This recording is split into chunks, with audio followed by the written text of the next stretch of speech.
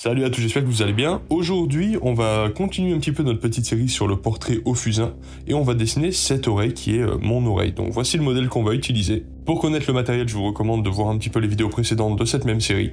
Et on va faire ça ensemble, donc faites-le avec moi si vous pouvez, si vous avez le temps et tout, c'est toujours mieux de pratiquer en même temps que de voir une vidéo. Merci à tous les nouveaux abonnés, ça fait toujours plaisir, je le dis pas assez. Et puis c'est parti.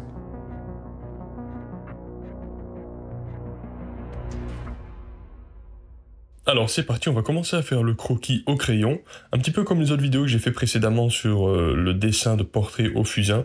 Si vous avez envie de vous entraîner sur la structure même de l'oreille en l'occurrence, regardez mes précédentes vidéos sur le portrait, parce que j'ai déjà fait une vidéo où en fait on fait tout un tas de dessins, de structures, etc. sur l'oreille, donc on va juste éviter de se répéter trop, et du coup aujourd'hui c'est que du rendu réaliste. Là, je suis en train d'utiliser un fusain de la marque Staedtler, si mes souvenirs sont bons. Et juste, je dessine légèrement, tranquillement. Ça marque assez fort en général. Je fais plutôt mes croquis préparatoires avec un crayon graphite. Mais aujourd'hui, pour changer, on va faire comme ça directement au fusain.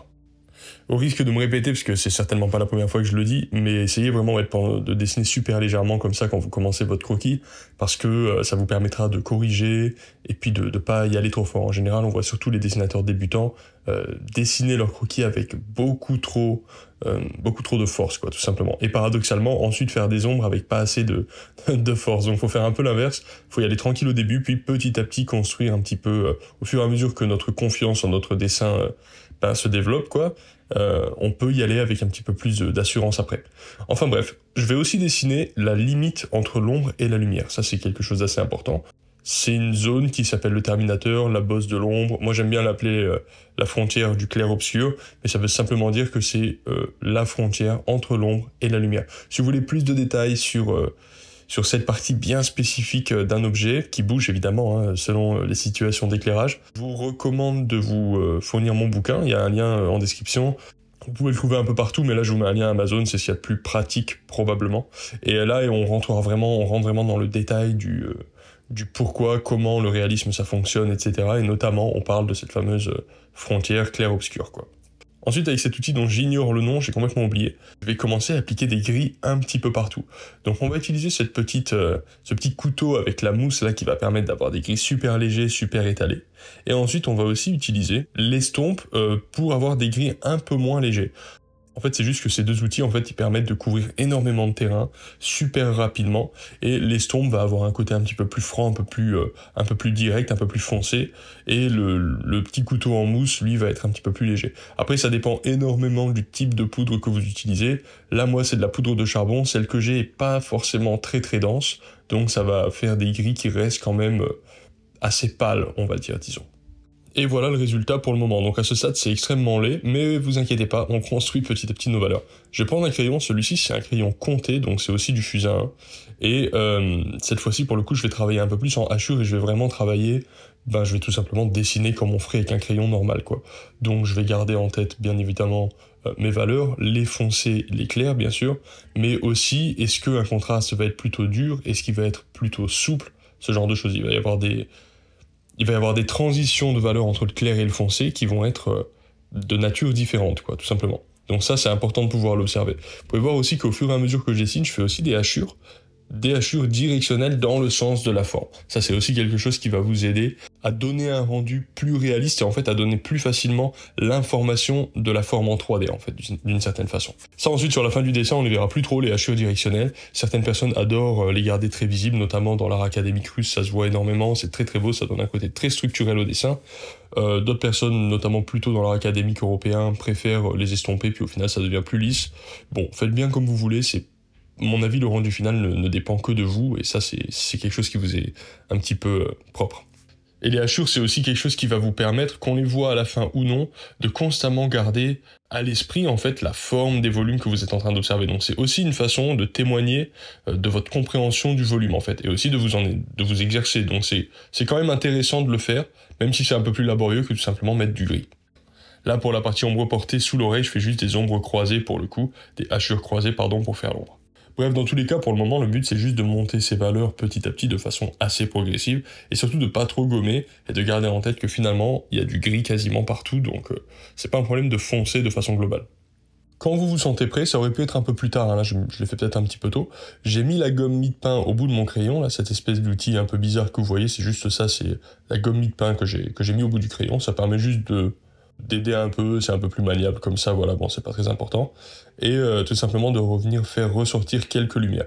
Je sais qu'ensuite je reviendrai à nouveau, éventuellement replacer du gris là-dessus, mais là dans un premier temps ça va quand même me permettre de refaire sortir quelques volumes en utilisant des blancs, donc c'est quand même quelque chose d'assez pratique.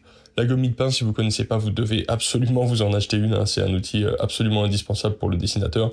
C'est certainement la gomme personnellement que j'utilise le plus, et si j'en avais une seule à garder de gomme, ça serait clairement celle-là. Donc voilà, c'est vraiment un outil de dessin à part entière, c'est pas juste une gomme pour enlever des erreurs ici et là, quoi. Alors vous voyez en haut, j'avais fait une masse de noir avec le fusain, effectivement c'est très très granuleux. Donc grâce à l'estompe, je vais pouvoir appuyer quand même assez fort pour repousser le fusain à l'intérieur du papier et enlever du coup cet aspect granuleux et donner un aspect plus dense au gris en fait, quoi, tout simplement. Donc ça c'est hyper important, hein. L'estompe c'est un outil super efficace. Donc servez-vous-en sans modération, vous pouvez même faire des croquis avec, faire des croquis à l'estompe, ça marche très bien. Vous pouvez même, hein, si vous n'avez pas d'estompe, utiliser un bout de sopalin ou un bout de papier toilette que vous pliez en morceaux assez fins ou un mouchoir ou un truc comme ça, et puis venir estomper avec, ou alors vous pouvez utiliser, je sais que parfois les femmes elles ont des trucs de maquillage comme ça où ça me fait un petit peu des petits tétons en mousse entre guillemets au bout pour se maquiller, je sais pas trop à quoi ça sert, mais ce genre d'outils typiquement c'est des outils qui vont être efficaces pour estomper, donc même si vous en avez pas, vous pouvez trouver quelque chose, un pinceau, ce genre de truc, pour que ça fonctionne quand même, quoi. Mais après bon, les estompes ça coûte que dalle, hein. Franchement je vous recommande juste d'en acheter une paire, ça vous fera pas de mal. Ensuite on va passer avec un crayon, celui-là c'est le Maryse pour le coup, et celui-là il est assez dense, et je vais appuyer quand même pas mal plus aussi, et je vais de nouveau venir reconfirmer ma différence entre mon ombre et la lumière qui commençait à être un petit peu estompée.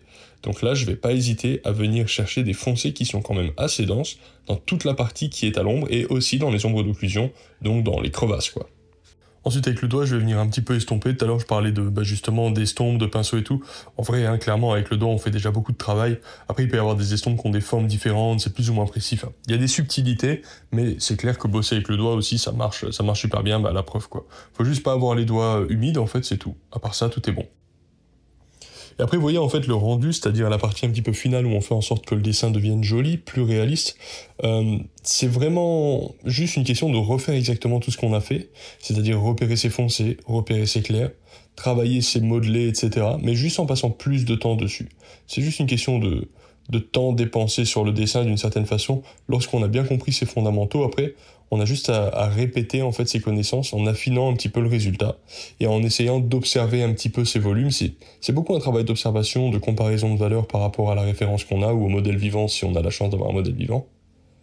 Et aussi un questionnement un petit peu permanent sur la dureté des contrastes entre une zone de foncé et une zone de clair, et aussi les volumes, quoi. Est-ce que quand on regarde notre dessin, on a la sensation que le volume se déplace dans l'espace dans la bonne direction par rapport à la référence qu'on a, etc. Ce genre de choses. Parce qu'en fait, finalement, c'est ça le réalisme, c'est être capable de donner un rendu tridimensionnel dans un espace en 2D qui est la feuille, sans utiliser de lignes. Donc c'est que un travail de nuances de gris, en fait, tout simplement. Ensuite, sur la fin, j'utilise aussi un crayon. Alors ça, c'est pas mal, franchement. Autant à utiliser tout seul, je suis pas hyper fan. Je préfère les crayons en papier normaux. Par contre, avec le fusain, c'est vraiment cool. Je crois que c'est des Faber-Castell mat.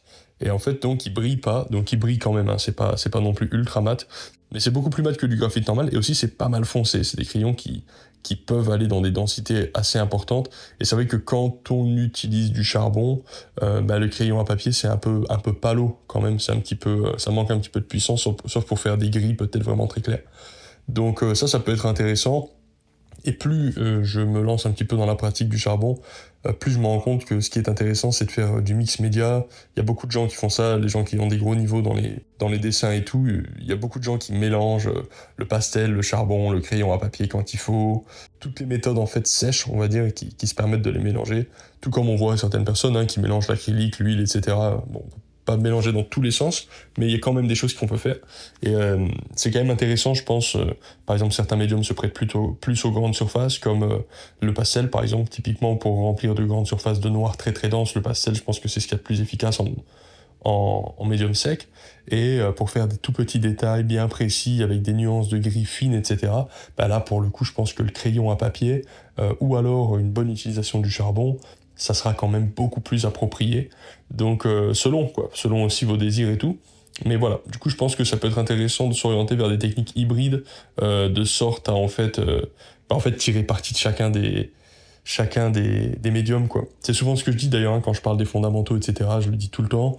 En fait, les fondamentaux, faut tous les apprendre. Pareil, s'il y a des techniques européennes, russes, les asiatiques aussi, il y a une école académique asiatique absolument magnifique que moi j'adore personnellement. Donc voilà, l'idéal c'est d'essayer de passer un petit moment à essayer de comprendre un peu une approche ou une autre, et du coup ensuite de faire sa propre technique. Parce qu'éventuellement un jour en tant qu'artiste, selon où vous en êtes, vous allez apprendre un certain nombre de connaissances et tout, puis un jour vous allez piocher, et puis en fait vous allez finir par développer un petit peu votre propre approche, un petit peu perso, quoi.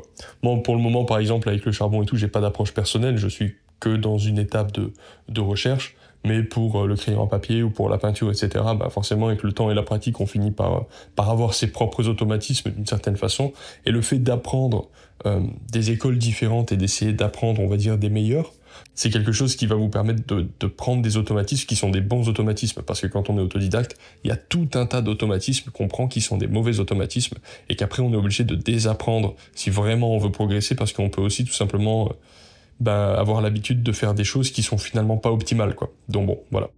Je continue un petit peu mon rendu en rajoutant des noirs qui sont vraiment le plus noir possible avec mon charbon. On va aussi continuer à modeler un petit peu les gris, mais au final, à ce stade du dessin, il n'y a plus grand chose à dire, il faut simplement continuer à augmenter le rendu, c'est-à-dire, voilà, comme je disais tout à l'heure, hein, c'est un travail d'observation, et puis prendre le temps de le faire. Et ce dessin, pour vous donner une idée, il m'a pris, je crois, 1h30 à faire. Donc c'est pas long, c'est pas court, c'est juste mon rythme personnel. Le temps que vous allez prendre pour faire le dessin est pas très important, au final c'est le résultat qui compte. Donc si vous prenez 4 heures, prenez 4 heures. Si vous devez recommencer 3 fois, recommencez 3 fois. Y a pas de souci, se planter ça fait partie du processus aussi, quoi. Bon voilà, j'espère que ça vous a plu. En tout cas, la semaine prochaine, dans 2 semaines, on fera le nez. Et ensuite, il faudra que je fasse un portrait entier quand même pour boucler la boucle. Je l'ai pas fait pour le moment, mais il faudra bien que je le fasse à un moment donné. Ensuite, voilà, on passera à autre chose. Allez, prenez soin de vous. À la prochaine, bye.